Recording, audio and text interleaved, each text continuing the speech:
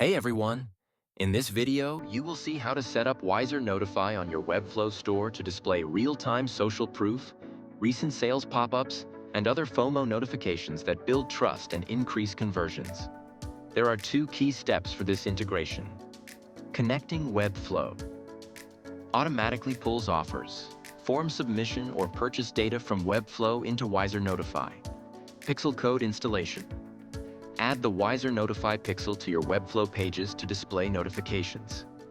Let's dive in. First, let's connect Webflow with WiserNotify. Go to your WiserNotify app. Make sure you have created a lead or sales activities notification. Click on Customize Sales Activity Notification.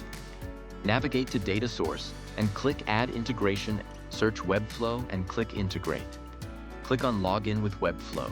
Select your workspace and authorize app. Now go back to the notification data source page and make sure to select Webflow in the integration list. Kindly note, the notification will only appear if the selected data source has at least one data.